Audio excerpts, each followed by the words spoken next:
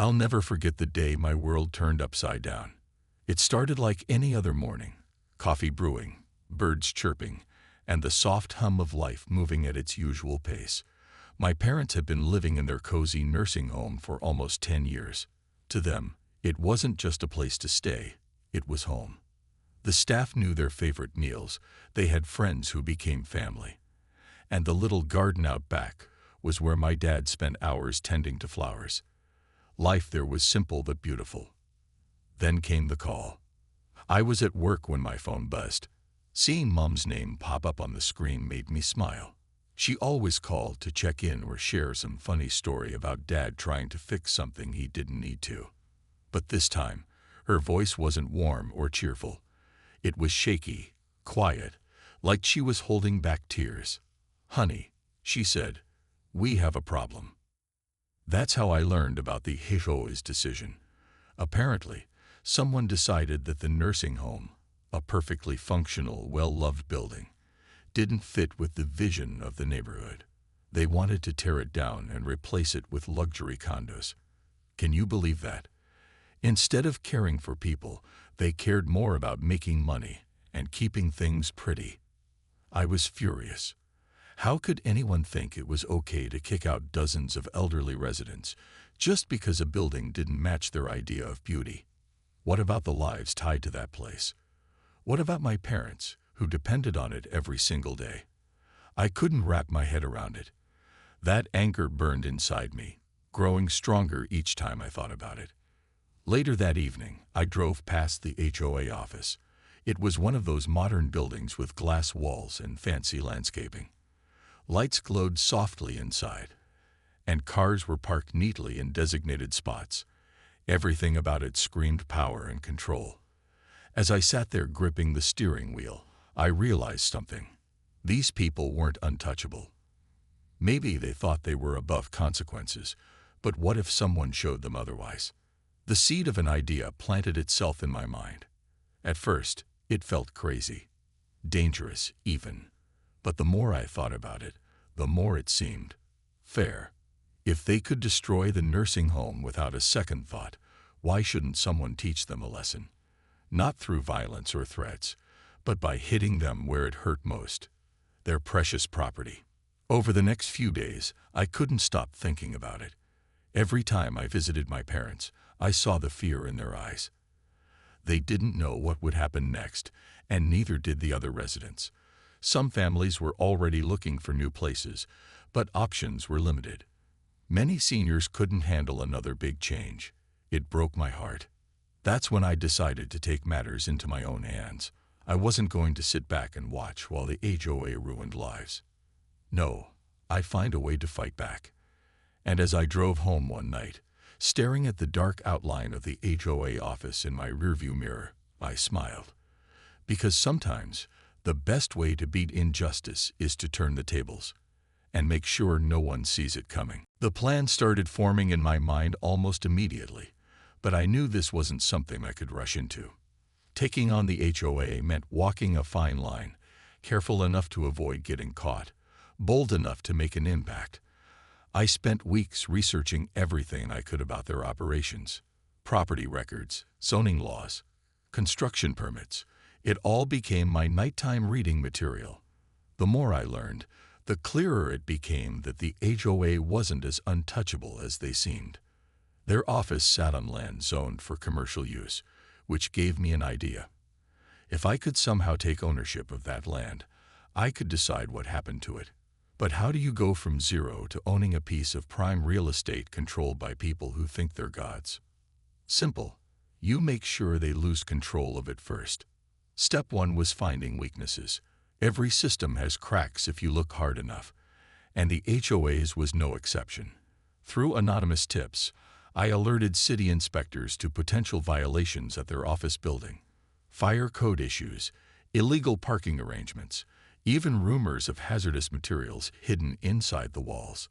It didn't take long for the complaints to pile up. Each report added another layer of pressure until the city declared the building unsafe and condemned it. Watching the demolition crew tear down the HOA's headquarters felt surreal. It was like watching a castle crumble, brick by brick. For years, they'd wielded power over everyone around them, deciding what colors houses could be painted or whether a tree was too tall. Now their symbol of authority was nothing more than rubble. Standing across the street, I felt a mix of satisfaction and disbelief. Had I really pulled this off? But bringing down their office was only half the battle. Once the dust settled, I moved quickly to secure the vacant lot. Using funds from a trust my grandparents had left me, I purchased the land at auction. Thanks to the stigma surrounding the property and the chaos I'd stirred up, I got it for far less than its actual value. By the time anyone realized what was happening, the deed was in my name. Now came the fun part, deciding what to build. At first, I considered something symbolic, like a community garden or a playground. But then I remembered the HOA's obsession with appearances and exclusivity. They loved rules so much that they probably expected me to put up something flashy and expensive. Instead, I chose the exact opposite, a massive parking lot. It wasn't glamorous, but it served a purpose. Not only did it block access to the planned condo development site, rendering their project useless, but it also sent a message. Sometimes, the best way to fight arrogance is with simplicity. When reporters asked why I'd built a parking lot, I smiled and said, "It's about giving back to the community."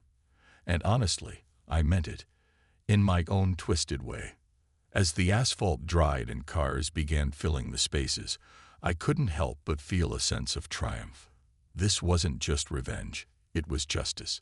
The HOA had tried to erase lives for profit, and now their plans were buried under layers of concrete. But deep down, I knew the fight wasn't over. Destroying their office was one thing. Facing the fallout would be another challenge entirely. The moment the parking lot opened, I knew I'd stirred up a hornet's nest. Word spread quickly. How could it not? A massive slab of asphalt sitting where the HOA's sleek office once stood was bound to draw attention. At first, people were confused. Neighbors driving by would slow down, craning their necks to get a better look. Some even stopped to ask what was going on. Why a parking lot? They'd wonder aloud, who does this belong to? I didn't mind the questions. In fact, I welcomed them. Every curious glance or raised eyebrow was an opportunity to remind everyone of what the HOA had done. When pressed for answers, I kept my explanation simple. It's about giving the community something useful. Of course, that wasn't the whole truth, but it was enough to satisfy most people. Besides, there was something satisfying about watching former HOA supporters squirm as they realized their precious headquarters was gone. For good. But not everyone was amused. Lawsuits started rolling in faster than I expected. Former HOA members accused me of everything under the sun. Sabotage, defamation, even conspiracy. One particularly dramatic plaintiff claimed emotional distress after witnessing the demolition of the office he'd helped design. The irony wasn't lost on me. He cared more about a building than the people it displaced. Despite the mounting pressure, I refused to back down. Each lawsuit became another chance to expose the truth. Armed with documents detailing years of corruption, bribes, forged permits, illegal evictions, I turned every courtroom appearance into a spectacle. Reporters ate it up, and soon, local news outlets dubbed me the Parking Lot Avenger. Strangers cheered when I walked into hearings, holding signs that read things like "Justice served" and "Thank you for standing up." Public opinion swung wildly in my favor, but that didn't mean life got easier. Death threats arrived almost daily. Someone slashed my car tires one night and left graffiti calling me a troublemaker. For a while, I felt like I was living in a haze of fear and defiance. Still, the guilt weighed heavier than anything else. Knowing my actions put my parents, and countless others, at risk gnawed at me constantly. Was it worth it? Had I gone too far? One afternoon, I visited my parents at the nursing home. Sitting with Dad in the garden, I confessed everything. He listened quietly, his hands resting on his knees, before saying something that hit me like a ton of bricks. "Son," he began, "sometimes doing the right thing feels wrong, but that doesn't mean it isn't worth it. His words stuck with me long after I left. Inspired, I reached out to advocacy groups fighting elder abuse and housing discrimination. Together, we launched a campaign to reform local zoning laws, ensuring no one else would face what my parents had endured. It wasn't glamorous work, late-night meetings, endless paperwork, heated debates, but it gave me purpose. This wasn't just about revenge anymore. It was about creating lasting change. As weeks turned into months, the parking lot transformed from a personal vendetta into a symbol of resilience. Locals joked that it was haunted by the ghosts of arrogant bureaucrats, and honestly, I wouldn't have been surprised if it were true. To me, it represented something bigger, proof that even the smallest acts of resistance could ripple outward, touching lives in ways I never imagined. And yet, deep down, I knew the fight wasn't over. The HOA still existed, licking its wounds and plotting its next move. Revenge might have felt sweet, but justice required more than tearing things down. It demanded building something better in their place. The lawsuits kept coming, one after another, like waves crashing against a rocky shore. Each new legal battle felt heavier than the last, and I began to wonder if I'd bitten off more than I could chew. Former HOA members were relentless, throwing everything they had at me in court. They claimed I'd ruined their reputations, destroyed their property, and caused them financial ruin. Some even accused me of being a danger to society, a modern-day outlaw with no regard for rules or order. Their attorney was sharp, calculating, and ruthless. During hearings, he painted me as a reckless vigilant who cared only about revenge. Witnesses took the stand, recounting how my actions had disrupted their lives. One woman tearfully described losing her job because the HOA office closed down. Another man talked about the stress of moving his elderly mother out of her nursing home due to the chaos surrounding the situation. It was hard to listen to these stories without feeling a pang of guilt. Had I gone too far? Was all this destruction really worth it? But then I remembered why I started this fight in the first place. I wasn't doing this for myself. I was doing it for my parents, for the seniors forced out of their homes, and for every person who ever felt powerless against the HOA's iron grip. So when it was finally my turn to speak, I didn't hold back. Standing before the packed courtroom, I laid it all out. The corruption, the greed, the human cost of their decisions. I showed photos of elderly residents crying outside the nursing home, clutching boxes of belongings. I read letters from families torn apart by forced relocations, and I revealed documents proving the HOA's illegal practices, bribes, forged signatures, and evictions carried out without proper cause. As I spoke, the room fell silent. Even the judge leaned forward, his expression unreadable. For the first time, I saw cracks in the HOA's polished facade. Their lawyer shifted uncomfortably in his seat, and some of the former board members avoided eye contact altogether. The truth was painful, but it was undeniable. After weeks of waiting, the verdict came in. Not guilty on all counts. Better yet, the judge ordered the HOA to pay restitution to every victim of their schemes. When the gavel struck, a wave of relief washed over me. All those sleepless nights, the threats, the constant fear, it had been worth it. Justice had prevailed. But winning in court didn't mean the fight was over. Outside the courthouse, reporters swarmed me with questions. "What's next?" they asked. "Are you planning to take on other HOAs?" I smiled and shook my head. This wasn't about becoming some kind of crusader. It was about protecting the people I loved. Still, I knew the parking lot, and everything it represented, would leave a lasting mark on the community. Driving home that evening, I passed the lot and couldn't help but smile.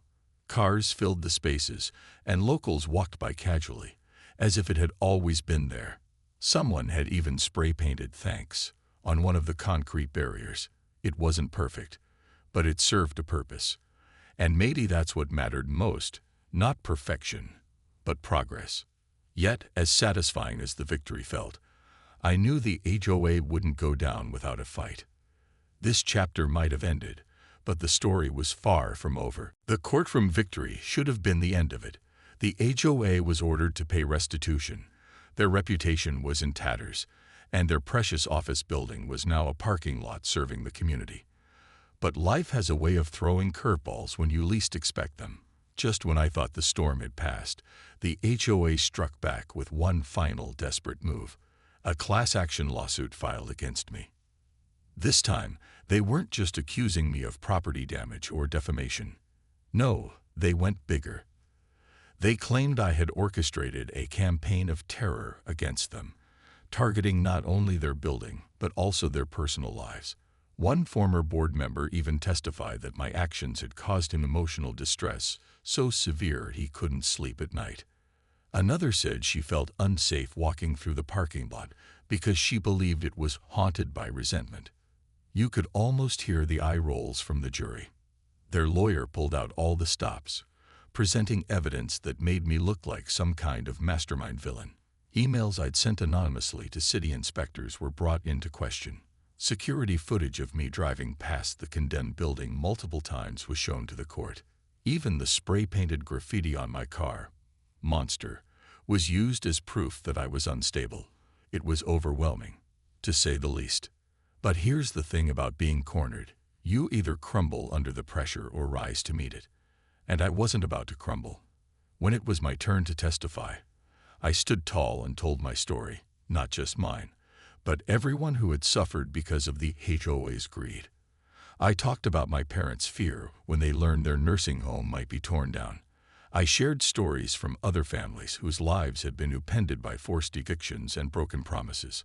I showed photos of seniors sitting in hospital waiting rooms because they had nowhere else to go. Every word was raw, honest, and unapologetic. Then came the moment that changed everything.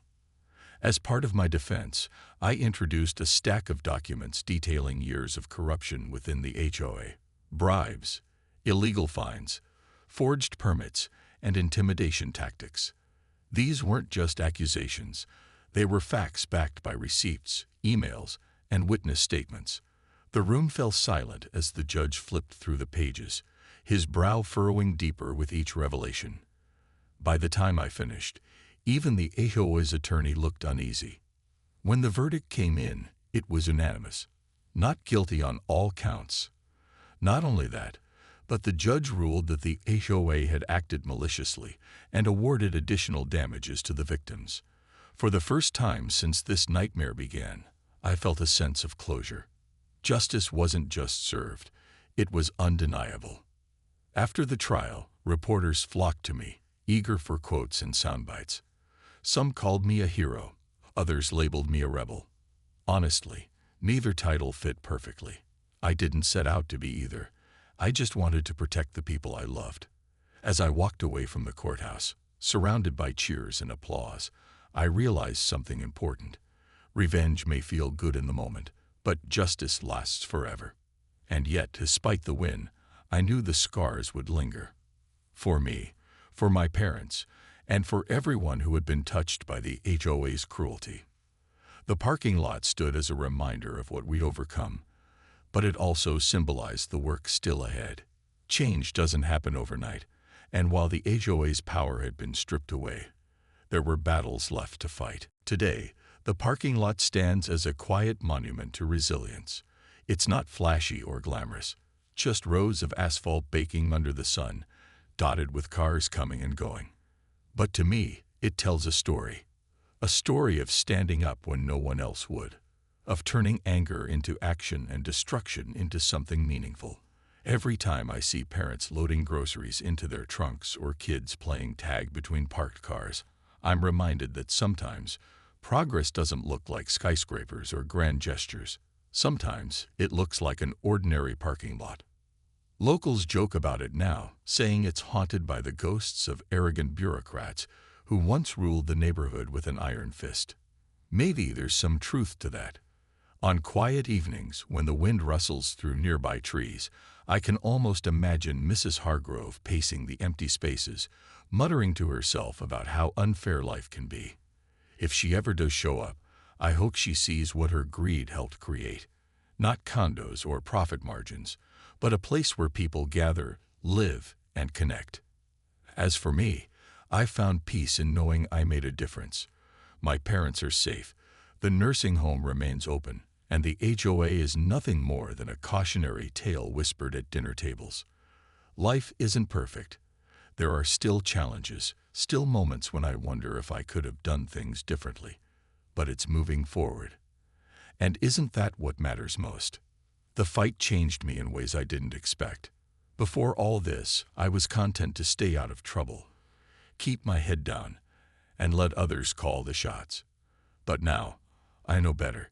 Silence might feel safe, but it rarely leads to change. Courage isn't about never being afraid. It's about doing what's right even when you are. That lesson stays with me every day, shaping how I approach problems big and small.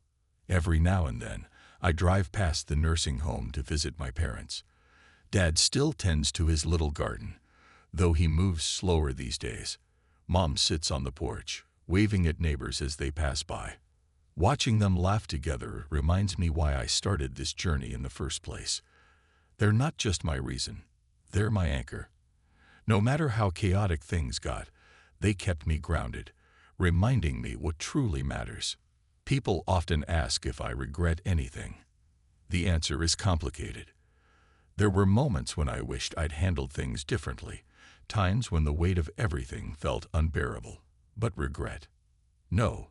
How can you regret fighting for what's right?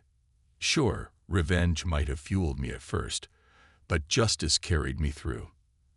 And justice, real, lasting justice, is worth every struggle.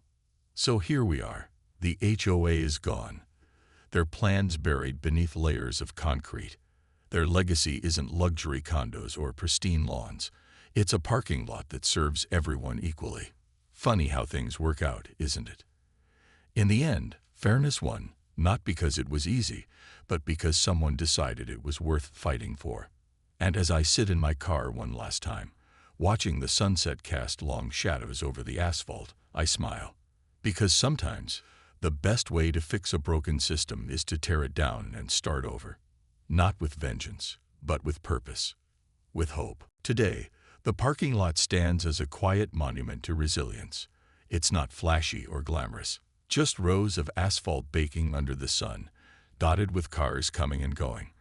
But to me, it tells a story of standing up when no one else would, of turning anger into action and destruction into something meaningful.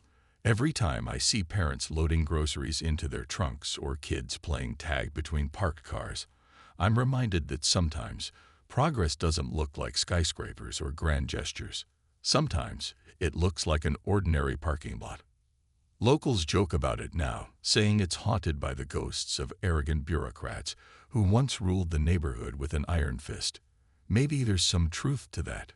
On quiet evenings, when the wind rustles through nearby trees, I can almost imagine Mrs. Hargrove pacing the empty spaces, muttering to herself about how unfair life can be. If she ever does show up, I hope she sees what her greed helped create. Not condos or profit margins, but a place where people gather, live, and connect. As for me, I've found peace in knowing I made a difference. My parents are safe, the nursing home remains open, and the HOA is nothing more than a cautionary tale whispered at dinner tables. Life isn't perfect. There are still challenges, still moments when I wonder if I could have done things differently. But it's moving forward. And isn't that what matters most? The fight changed me in ways I didn't expect. Before all this, I was content to stay out of trouble, keep my head down, and let others call the shots. But now, I know better. Silence might feel safe, but it rarely leads to change. Courage isn't about never being afraid. It's about doing what's right even when you are. That lesson stays with me every day, shaping how I approach problems big and small. Every now and then, I drive past the nursing home to visit my parents. Dad still tends to his little garden, though he moves slower these days. Mom sits on the porch, waving at neighbors as they pass by. Watching them laugh together reminds me why I started this journey in the first place. They're not just my reason. They're my anchor. No matter how chaotic things got, they kept me grounded, reminding me what truly matters. People often ask if I regret anything. The answer is complicated. There were moments when I wished I'd handled things differently, times when the weight of everything felt unbearable. But regret? No. How can you regret fighting for what's right? Sure, revenge might have fueled me at first, but justice carried me through. And justice, real, lasting justice, is worth every struggle. So here we are. The HOA is gone, their plans buried beneath layers of concrete. Their legacy isn't luxury condos or pristine lawns. It's a parking lot that serves everyone equally. Funny how things work out, isn't it? In the end, fairness won, not because it was easy, but because someone decided it was worth fighting for. And as I sit in my car one last time, watching the sunset cast long shadows over the asphalt, I smile. Because sometimes, the best way to fix a broken system is to tear it down and start over. Not with vengeance, but with purpose. With hope.